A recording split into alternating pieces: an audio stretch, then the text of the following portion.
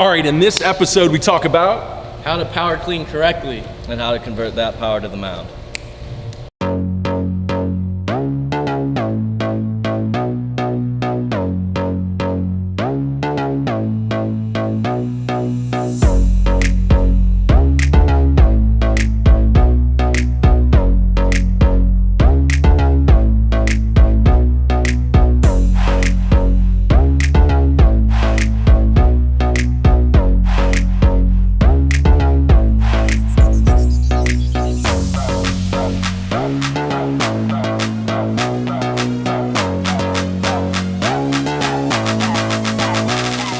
All right, Brent Porcio, Stephen Godani, and we've got Tyler Riggett here with the @TopVelocity hashtag Pitch and Tip Show, where you go to Facebook, Instagram, Twitter, and @TopVelocity hashtag Pitch and Tips. Ask your question, anything on pitching or anything we do here at Top Velocity, and we're gonna ask it. But today, we decided not go on those platforms, even though we want you to do that.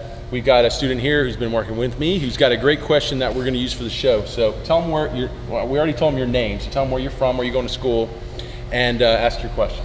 All right, so as you know, I'm Tyler. I go to Charlotte Christian School, and I live in North Carolina. And the question is, how important is power clean technique to pitching velocity? Okay, cool. I kind of have to admit, I kind of plugged him for this question. But even though in our session today, it was a big part of our session, and I like this question because I think a lot of guys don't understand how important your techniques in your Olympic training are to correlating to the increases and the results we want on the mound. So for example, what are some of the key things, let's see if Tyler remembers, what are some of the key techniques that are really important in your power cleans to us having those benefits or seeing the results or getting the benefits through our delivery on the mound? What were some of those key things we did in our technique?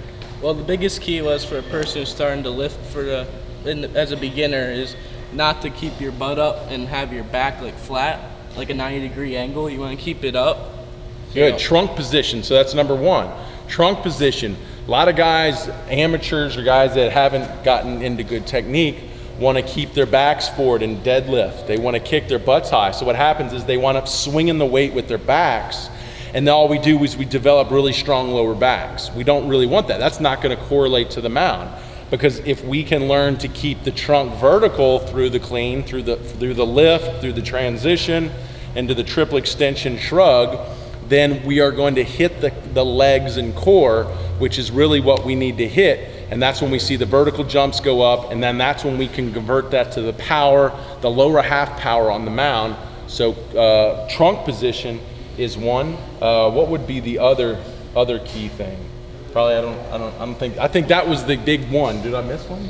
Well, it's important how you address the bar. You gotta have it close to your shins, and you don't want to just pick it up with bad form, so hurt your lower back. Yeah, and the other thing is keeping a good trunk position is going to protect the back better, because the back is always very vulnerable to injury. So that's important there. But yeah, keeping the bar close to the body. I mean, it all really revolves around the same thing. Keeping the bar close to the body so the bar path moves up the body, keeping the trunk position up so we can get into the legs and not into swinging the back. And that's really, when we do that, we're really going to see that technique and develop more leg power, more core strength, and that's what's really going to convert to the mound. Because I've seen guys go, get into good clean maxes and not, for example, I had a guy who cleaned 265 but couldn't jump 26 inches, or he was jumping 24.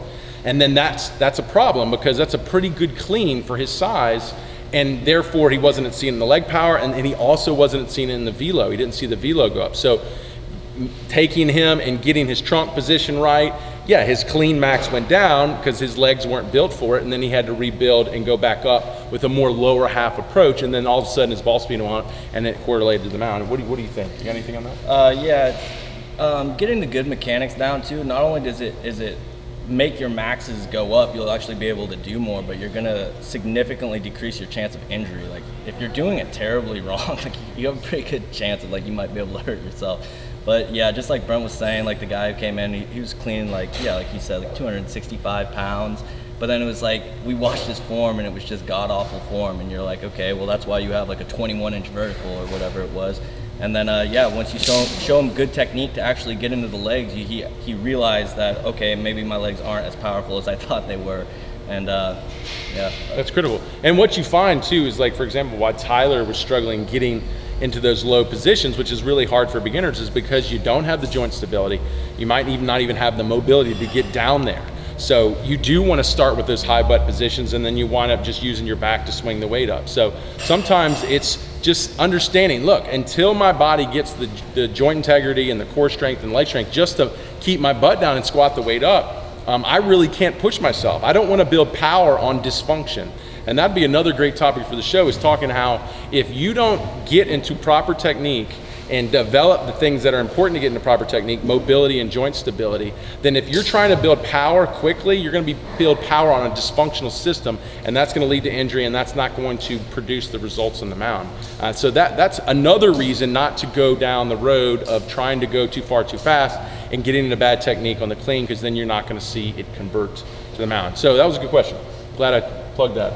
We had that happen today, and we worked on that today. And if you have any questions, go to Twitter, Facebook, Instagram, @TopVelocity, #pitching tips, ask your question, and we'll answer it on the next episode. Voice.